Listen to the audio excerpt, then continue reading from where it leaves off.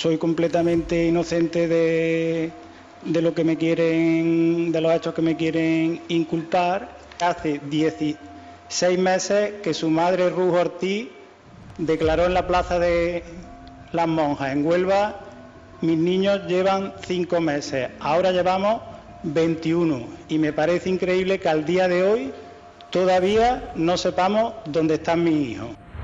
Bienvenidos a este canal, donde hablo de casos reales. Mi nombre es Marta y antes de empezar, os pido que os suscribáis y que activéis la campanita para que YouTube os avise cada vez que suba contenido. Y si lo que cuento os parece interesante, dejadme un bonito like, porque no sabéis lo mucho que me estaríais apoyando con este gesto. Novedades importantes sobre José Bretón, y es que ayer mismo salió a la luz la noticia de que este sujeto ha escrito un libro sobre el crimen de sus hijos. Parece ser que antes de la publicación, el escritor que ha colaborado con él ha revelado varios fragmentos y os aseguro que son terroríficos. Así que, como no quiero contar más datos en la introducción, no me enrollo más y empezamos.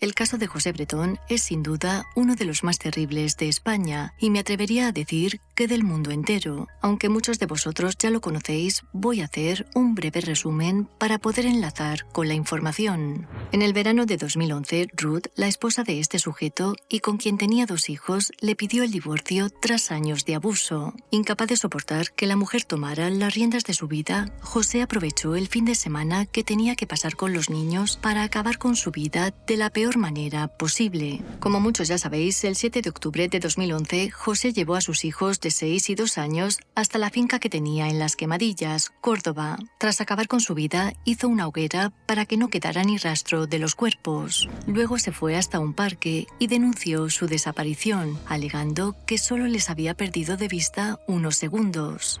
Sí, mira, estoy en Córdoba capital, quería denunciar que no encuentro a mi hijo, uno de 2 años y otro de 6, aquí en el parque que hay enfrente de la ciudad de los niños. ¿Qué ocurre con los menores?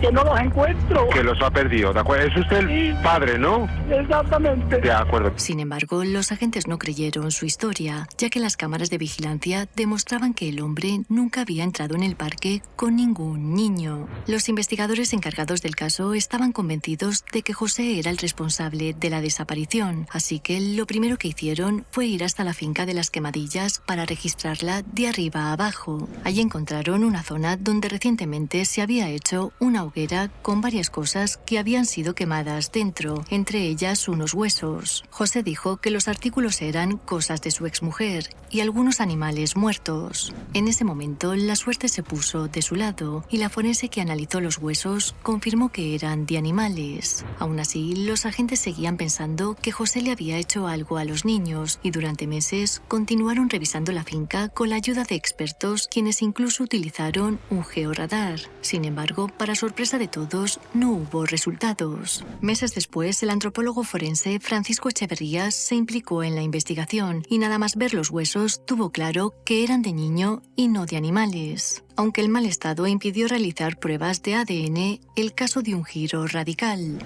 Finalmente, José Bretón fue a juicio en junio de 2013 y tras varias sesiones fue declarado culpable y condenado a 40 años de prisión. Desde el principio, el sujeto mantuvo que alguien se había llevado a sus hijos, algo que siguió afirmando años después.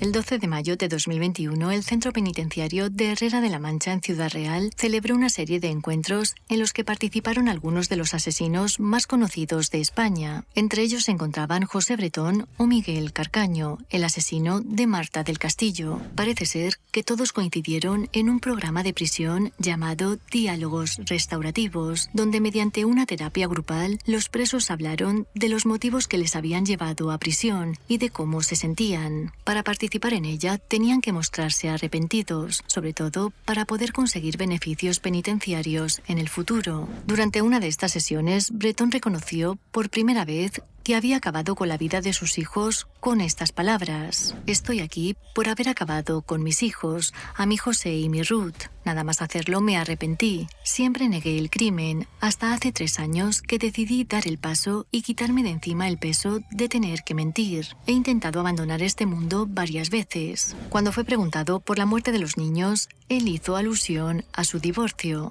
Estuve 15 días planeándolo todo porque quería hacerle daño a ella. Tranquilos, los niños no sufrieron. Yo jamás les haría daño. Aquí también admitió que lo que hizo es lo peor que puede hacer un ser humano.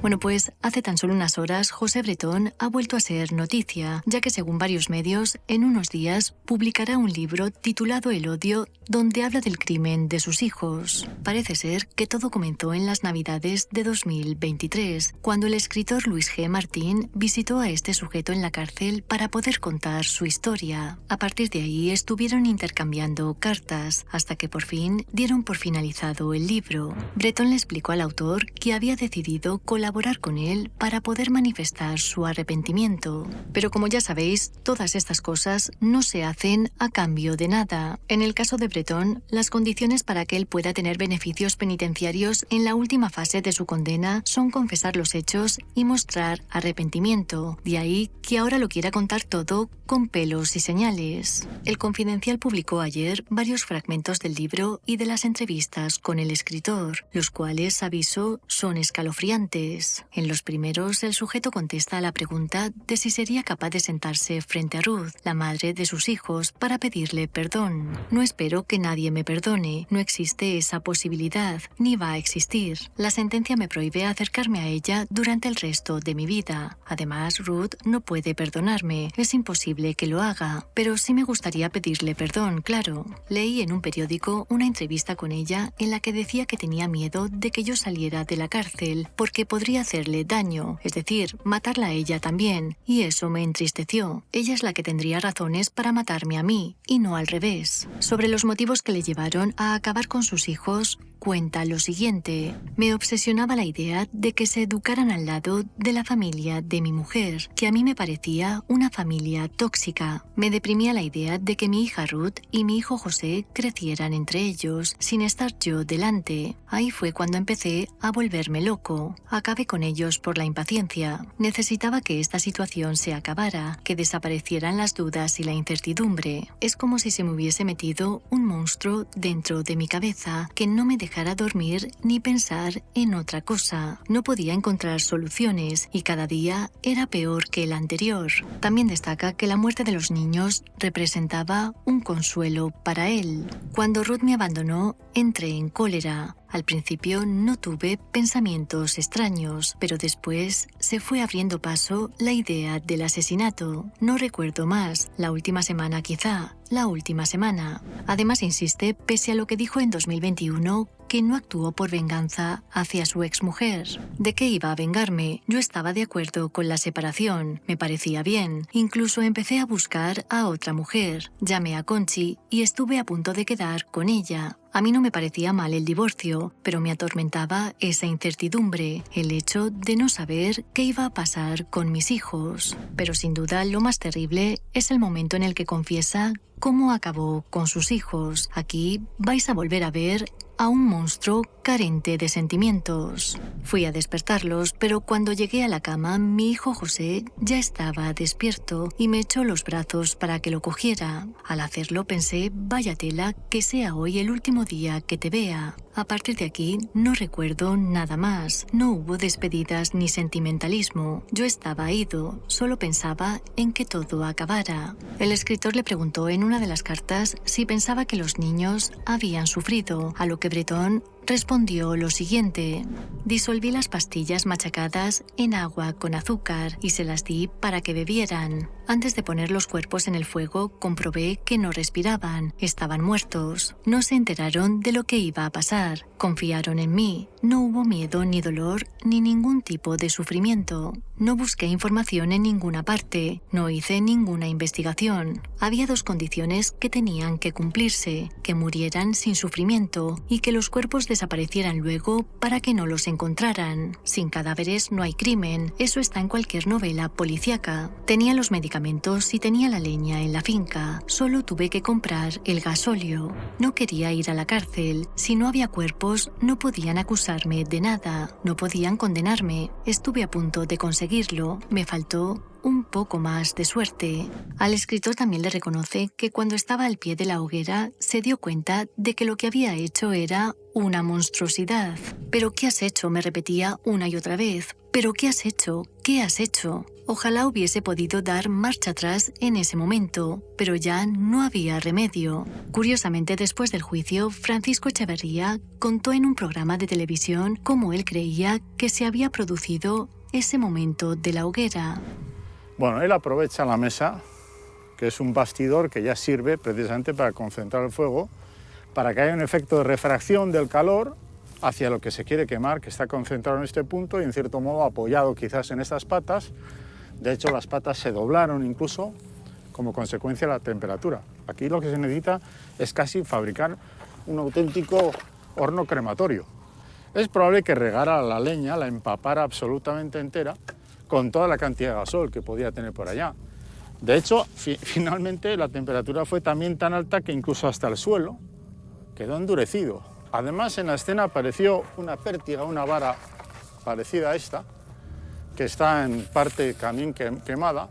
Es casi seguro que él no pudo estar trabajando a una corta distancia porque la temperatura es elevadísima y tuvo que hacer algunas de las tareas de movilización de la leña, etcétera, para garantizar precisamente el resultado final a través de la pértiga. Y esta pértiga o vara aparece cuando llega la policía. Esa misma noche no solamente está la mesa y los rescoldos, sino que aparecía la vara tirada en una esquina. Según los periodistas que han tenido contacto con Ruth, ella jamás va a leer ese libro porque sabe desde el minuto 1 lo que su exmarido hizo con sus hijos. Ahora la mujer lleva un día a día muy ajetreado con su profesión de veterinaria y está rodeada de gente que la cuida y le hace sentir bien. Como podéis imaginar, ha pasado años en tratamiento psicológico para poder superar este duro trance. Como siempre, muchas gracias por vuestro apoyo y por ver el vídeo hasta el final.